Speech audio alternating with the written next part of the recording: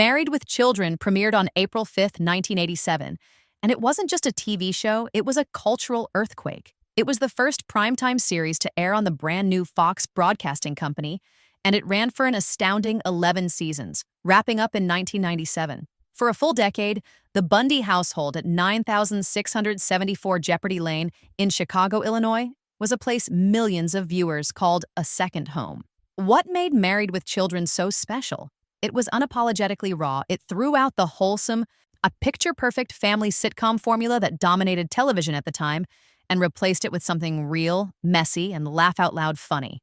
Al Bundy was no Ward Cleaver, Peg Bundy was no June Cleaver, and Kelly and Bud were anything but model children.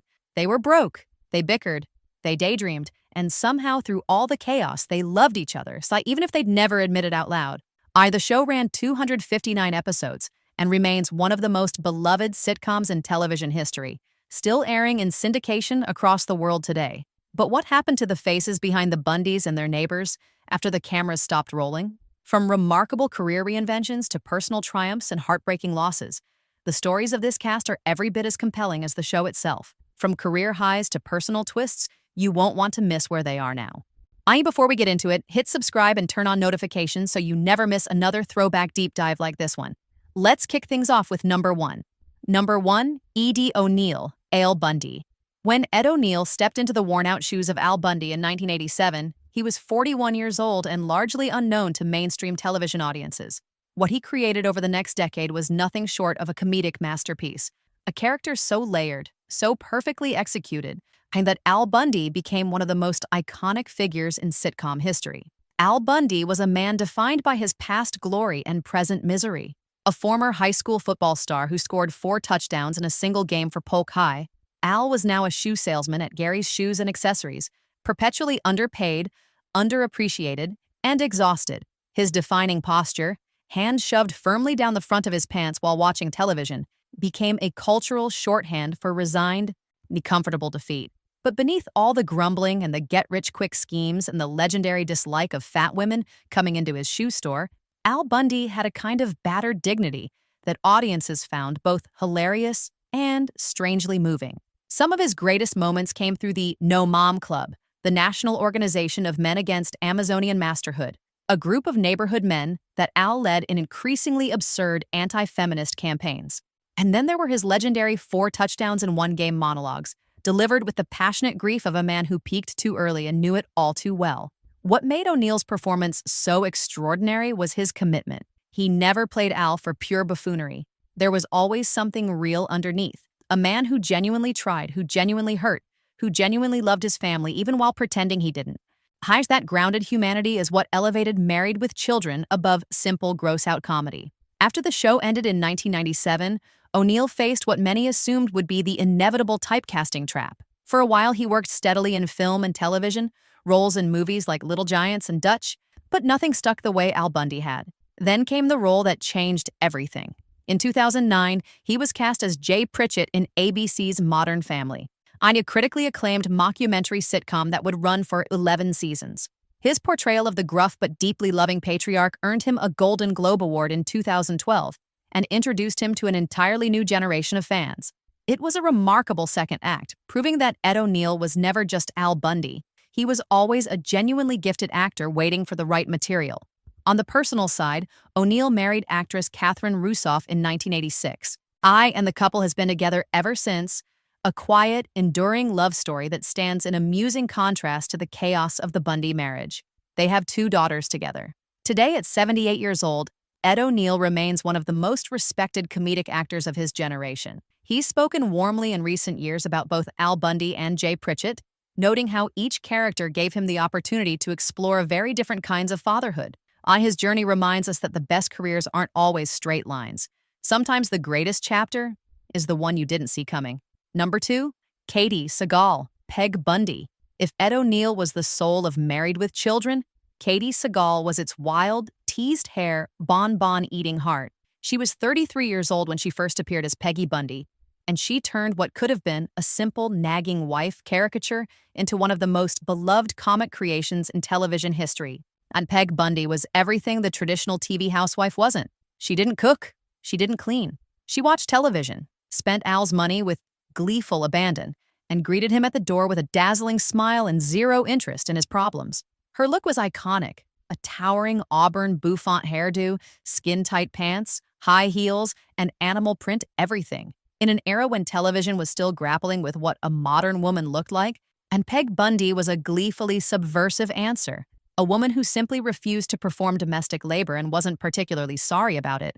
Segal was brilliant at walking the razor's edge between making Peg genuinely funny and occasionally letting you see that there was a real woman underneath the lacquer and leopard print.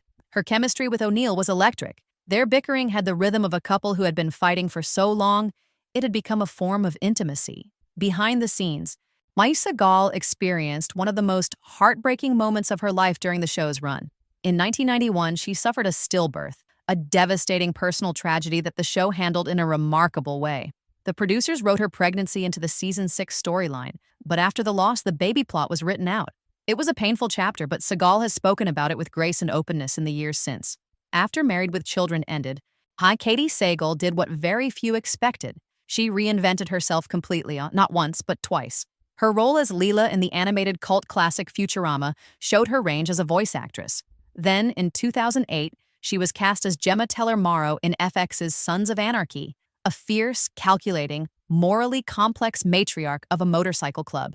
The performance was stunning. It earned her a Golden Globe Award in 2011, making Sagal one of the rare actresses to win a Golden Globe for both comedy and drama across her career. She became, in the eyes of a new generation, not Peg Bundy, but a legitimate dramatic powerhouse. Her personal life, after some turbulent years, including the tragic pregnancy loss and other relationships, found its footing when she married writer and producer Kurt Sutter in 2004. The couple worked together on Sons of Anarchy, where Sutter served as creator and showrunner. They have a daughter together, and Sagal has children from previous relationships as well. Today, at 70, Katie Sagal continues to act and has recently discussed her musical career. She has always been a singer and recording artist, a side of her that fans of Only Married with Children might not know. Her story is one of resilience, reinvention, and remarkable range. She is living proof that the best artists refuse to be defined by any single role, no matter how beloved. Line number 3, Christina Applegate, Kelly Bundy. If there was one cast member who arguably launched the biggest mainstream career from Married with Children, it was Christina Applegate. She was just 15 years old when she began playing Kelly Bundy, the beautiful, cheerful, and spectacularly dim-witted Bundy daughter, and she would grow up entirely on screen over the course of 11 seasons. And Kelly Bundy was the show's resident bombshell, a teenage girl of breathtaking looks and comically limited intellect who was somehow always certain she was about to become famous. Whether she was modeling, trying to break into show business, or simply delivering one of the show's most perfectly timed dumb joke punchlines, Kelly was pure comedic gold.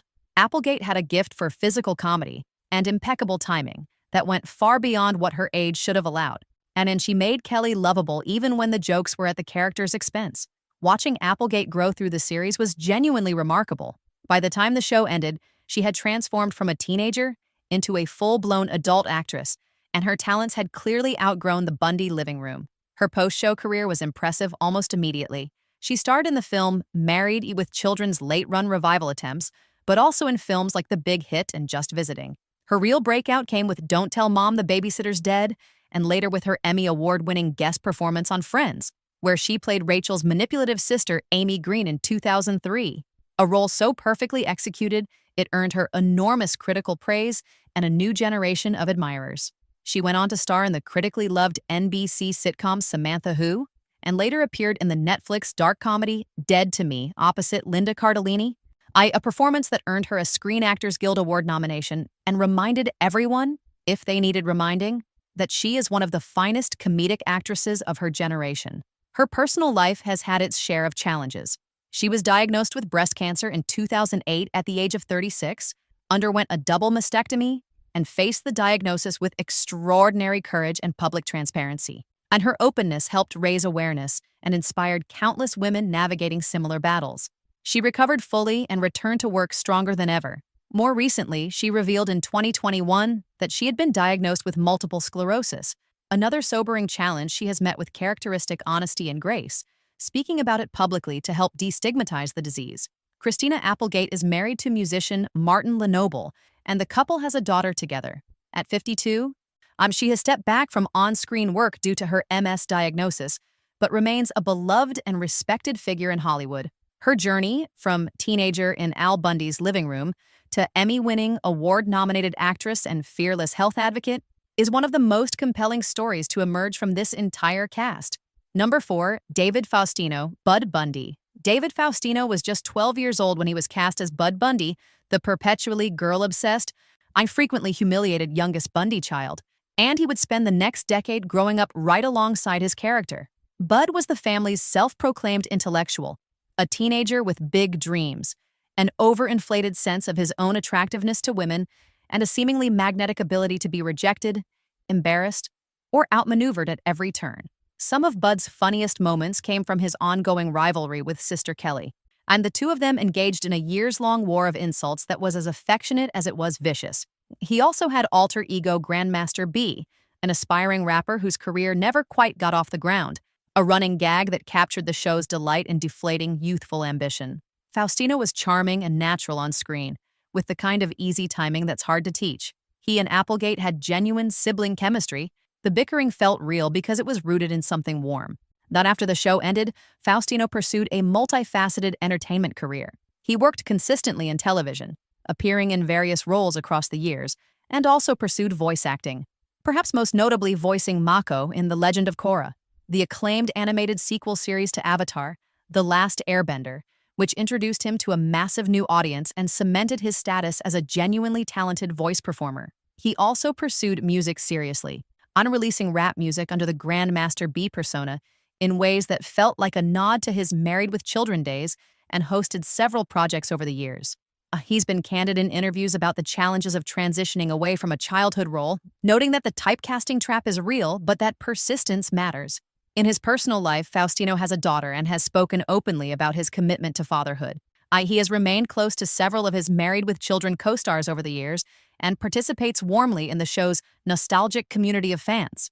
Today at 50, David Faustino represents the resilient, quietly successful post-child star story, someone who navigated the difficult transition from childhood fame with dignity and found meaningful creative work on the other side. Number 5, Amanda Bearse, Marcy Rhodes/Darcy. No neighbor in sitcom history complained more, judged more fiercely, or cared more deeply, despite herself, than Marcy Rhodes, later Marcy Darcy. And Amanda Bearse brought her to extraordinary comedic life for the show's entire run. Bearse was 28 when she first appeared as Marcy Rhodes, the Bundys' prim, feminist, endlessly exasperated next-door neighbor. Initially married to Steve Rhodes, played by David Garrison, Marcy was set up as everything the Bundys weren't: organized, educated, principled, and appalled by their chaos. And the joke, of course, was that, for all her superiority, she kept being drawn back into their orbit, time and again, against her better judgment. When David Garrison left the show, Marcy was reintroduced as Marcy Darcy, having married Jefferson Darcy, Ted McGinley, a handsome, lazy former government operative who bore a striking resemblance to everything Marcy claimed to despise in Al Bundy. The character evolution was hilarious and allowed Bearse to deepen Marcy into something genuinely three-dimensional. What many viewers didn't know during the show's run was that Amanda Bearse was gay and was not publicly out during most of Married with Children's airtime. In 1993, she came out publicly, becoming one of the first prominent actresses in Hollywood to do so. It was a courageous act at a time when Hollywood was a far less accepting place, and she has since been recognized as a trailblazer in LGBTQ+ representation in the entertainment industry. After acting, Bearse transitioned primarily into directing, a behind-the-camera career that proved enormously successful. She directed dozens of episodes of Married with Children, as well as episodes of other popular series. She became a respected television director, building a career that showed her talents extended well beyond performance. In her personal life, Bearse was in a long-term relationship and is a devoted mother. She has largely stayed out of the public spotlight in recent years, but her legacy, both as the peerless Marcy and as a quiet pioneer for LGBTQ+ visibility, remains intact and important. At 65, Amanda Bearse's story is one of talent, courage, and the quiet satisfaction of a life built on authenticity. Her journey reminds us that sometimes the most powerful thing a person can do is simply decide to live honestly. On number 6, Ted McGinley, Jefferson Darcy.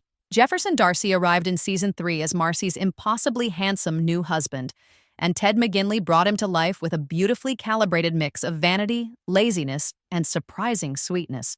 Jefferson was, in many ways, a male Peg Bundy, content not to work, happy to let his spouse handle the finances, and fundamentally unashamed of any of it. From the friendship that developed between Jefferson and Al, two men united by their shared contempt for effort, was one of the show's great pleasures in its later seasons. McGinley was already a familiar face to television audiences before Married with Children. He had appeared in Happy Days and Dynasty, and he brought a relaxed, confident charm to Jefferson that made the character immediately likable despite his comical shallowness. And there's a well-known internet theory that Ted McGinley is the so-called patron saint of shark jumping, the idea that whenever he joins a cast, the show has already passed its creative peak. McGinley himself has addressed this with enormous good humor, laughing about it in interviews and pointing out, reasonably enough, that Jefferson Darcy was added to Married with Children in Season 3, and the show ran 8 more seasons after that. The theory doesn't quite hold up, and McGinley is clearly a good sport about the whole thing. After Married with Children, McGinley worked steadily in television, appearing in series, including Hope and Faith, and a number of Hallmark Channel productions. He has also done considerable charity work and has remained a familiar face in the nostalgia convention circuit. Today, at 68, Ted McGinley remains a beloved figure among Married with Children fans, and his portrayal of Jefferson Darcy stands as a genuinely funny, perfectly pitched supporting performance that helped keep the show vital in its later years. Number 7, David Garrison, Steve Rhodes. Before Jefferson Darcy moved in next door, there was Steve Rhodes, Marcy's first husband, a banker who served as the long-suffering, reasonably intelligent counterpoint to Al's chaos. David Garrison was 33 when he joined the cast and brought a dry, slightly befuddled dignity to Steve that made him a fan favorite during his seasons with the show. Garrison left the series after Season 2 to return to the theater, a decision he has spoken about thoughtfully in interviews. It was a deliberate choice to prioritize stage work, which had always been his great love. He made occasional return appearances as Steve throughout the show's run, each time welcomed back by audiences with genuine warmth. His theatrical career flourished after the show. He worked extensively in Broadway and regional theater, building a body of stage work that earned him serious respect in the theater community. He has also continued to teach and mentor performers, contributing to the craft beyond simply performing it. Today at 73, David Garrison represents a particular kind of integrity, the artist who knows what he values, makes choices accordingly, and builds a life around those values rather than around fame. It's a quieter story than some, but no less meaningful for it.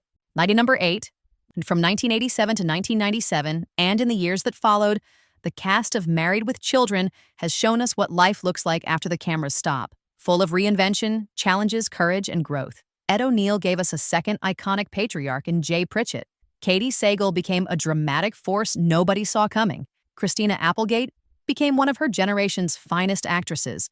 While facing down health challenges with fearless openness, David Faustino found a new audience in animation. Amanda Bearse became both a director and a quiet trailblazer. And Ted McGinley and David Garrison each carved out meaningful lives on their own terms. It's amazing, isn't it?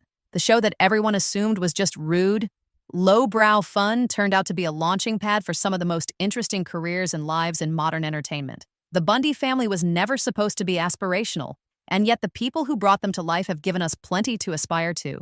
And if you grew up watching Married with Children, drop your favorite Al Bundy moment in the comments below. I have a feeling the shoe store scenes are going to dominate, but I've been wrong before. Hit like if this brought back some memories, subscribe for more deep dives just like this one, and help us beat the algorithm so more fans can find their way back to Jeopardy Lane. Thanks for joining this trip down memory lane. Take care of yourselves, and try not to end up selling shoes.